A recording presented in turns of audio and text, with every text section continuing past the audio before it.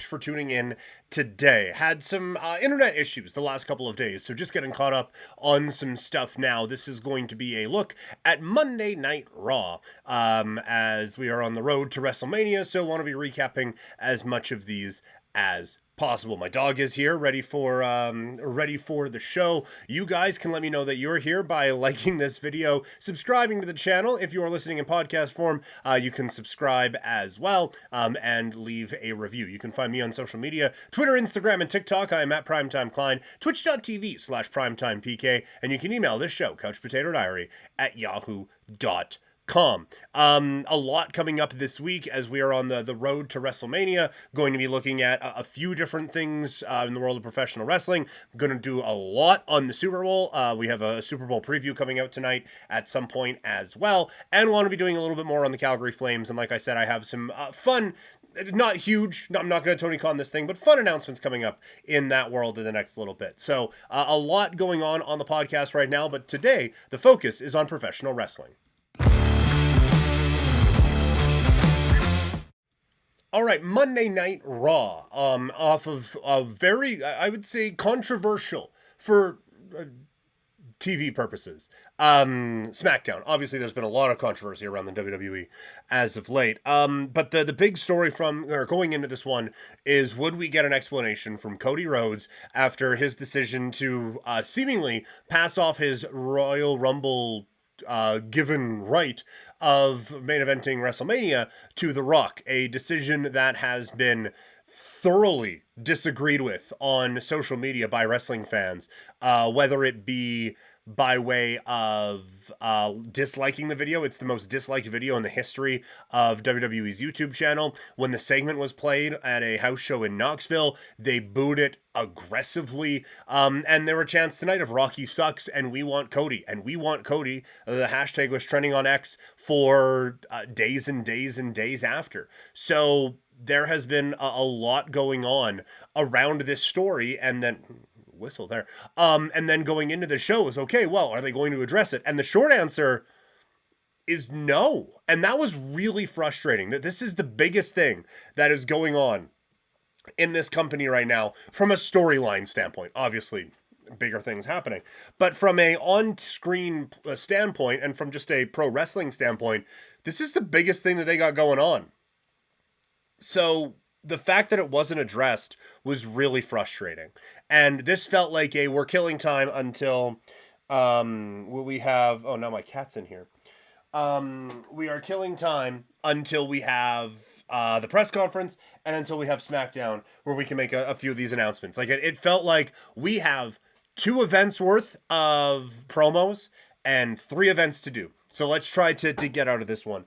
But I don't think you can be doing that. And it's very frustrating that that's the way that they have chose to, or that's the way that they chose to address this. It made this show feel very much like an afterthought. And that was quite frustrating. It really did feel like a killing time episode. Now, I will say, one of the things that came from this segment, and if you watched it, Seth Rollins asked Cody why, and Cody was basically going to build into it, and then Drew McIntyre came out. And that's where this thing really started to build up some steam for me, was Drew McIntyre in this segment felt like a star. And it feels like he has been leveling up a little bit.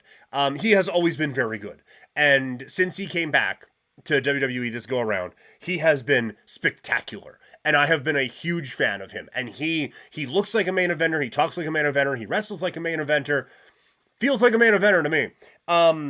The thing that is frustrating with all of it is how does he fit into it all now, right? And so that I say frustrating, it's kind of interesting too to see, like, okay, where does this guy factor in? Where does this performer factor into this whole scenario? So that is a part that is really intriguing for me, but it certainly makes him feel like a main event talent when he is coming out here, and he is, I think, delivering with the opportunities that he has been given. One of the big matches on the show was a fatal 4-way match to determine the Raw portion of the number 1 contenders for the undisputed tag team titles, with DIY coming out victorious over Imperium and New Day, along with the Creed brothers. This was a pay-per-view level match. This was so much fun. And these two teams, I thought, absolutely tore the house down in this particular match. And you knew they would. And look, I've been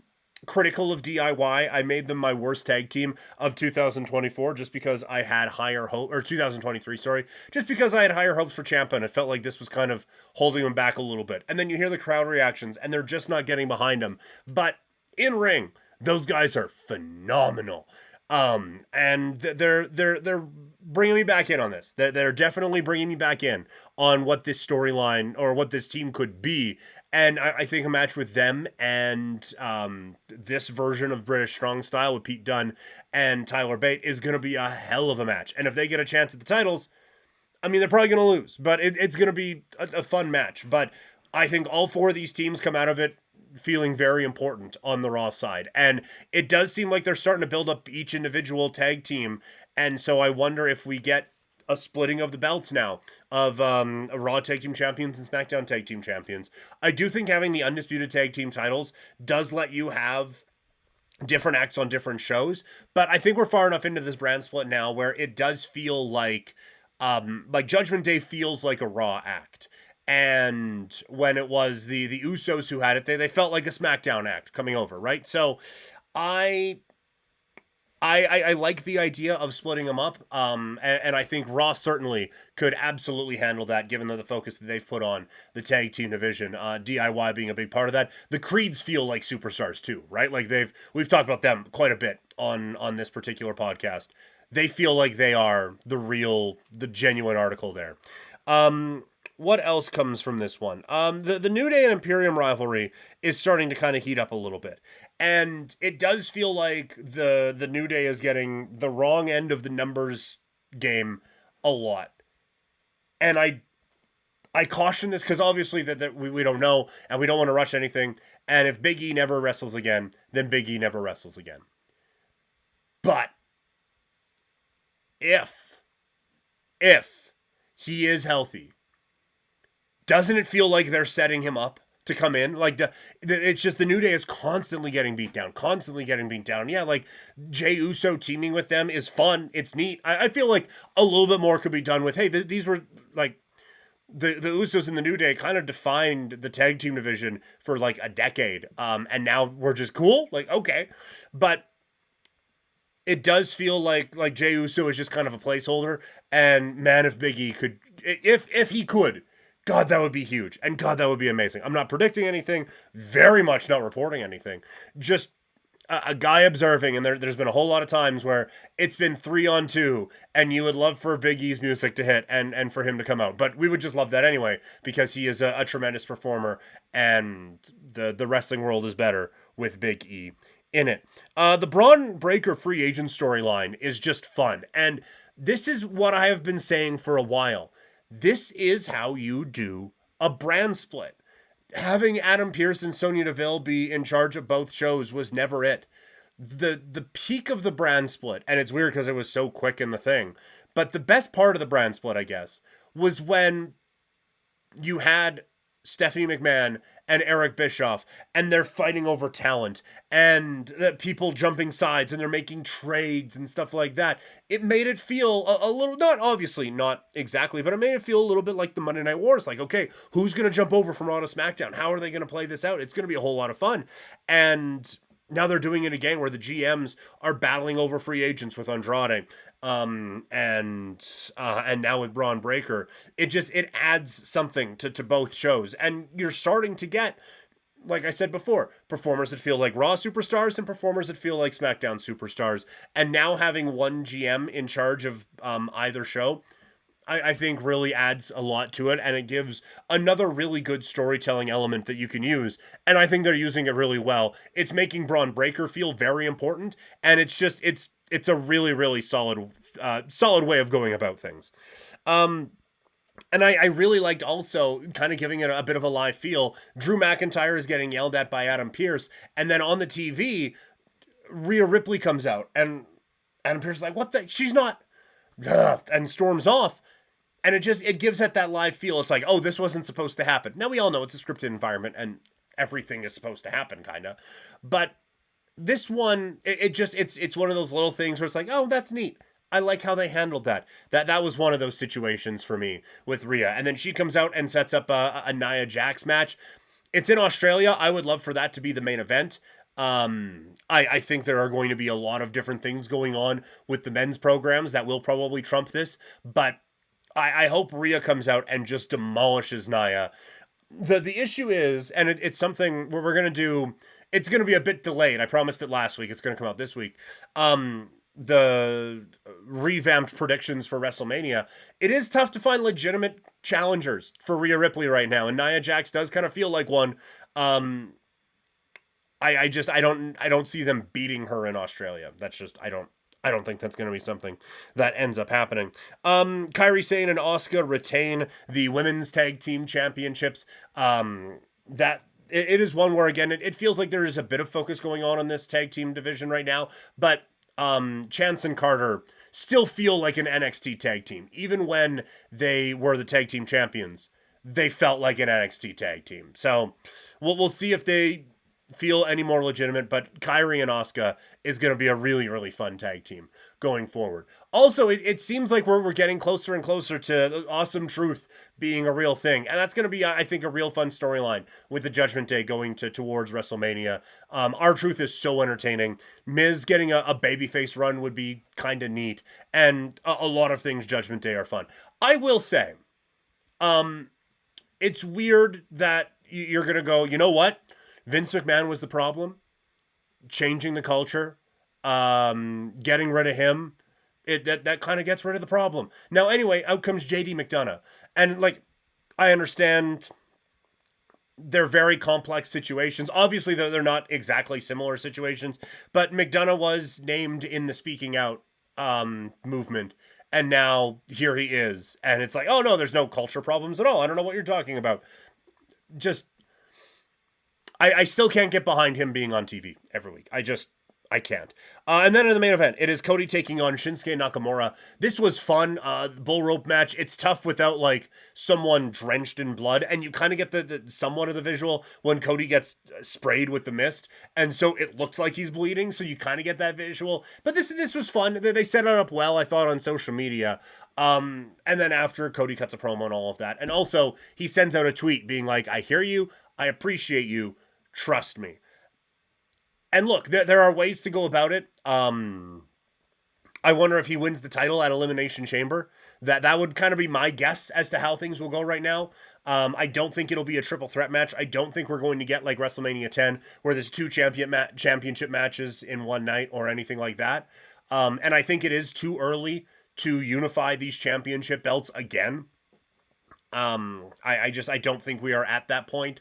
I think it's good that each brand has their own championship, talking about how the brand split's actually starting to work. So I don't think unifying the titles is the way to go to finish this story. If Cody beats Roman one night and Seth the next, and now he's the undisputed champion, I don't see it being a viable solution. My best guess right now is Cody beats Roman at Elimination Chamber, and that's him finishing the story, and then he gets his WrestleMania moment against who the fuck ever. But the frustrating thing about all of this is that there was a way to do this that people would be stoked on. We all, like, I think a lot of people kind of resigned themselves to, if Cody's going to finish the story, it's going to have to be a bit of a different way than he did last year. With CM Punk coming out and with The Rock coming out, it's like, might not be Cody this time around. Like, it's not like there was this movement for Cody to win the Royal Rumble. We were happy when he did. We were so excited when he did. It's like, okay, they're getting behind this and they're finishing the story. Let's go. But if The Rock had come out at 30 and won the Royal Rumble, I don't think there is a soul around that would be upset. Like, there would be some, but I don't think there would be a whole lot of people overly upset with, all right, it's Rock and Roman at WrestleMania, and Cody... they're just going to have to figure out a different way to tell the story, or to finish the story. If they did that, I don't think you're having any of this backlash right now. I genuinely don't.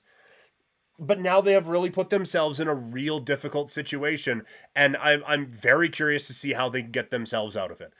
I would be I don't want to say I would be shocked, but I would be a little disappointed if we end with Rock Roman. And look, I love The Rock.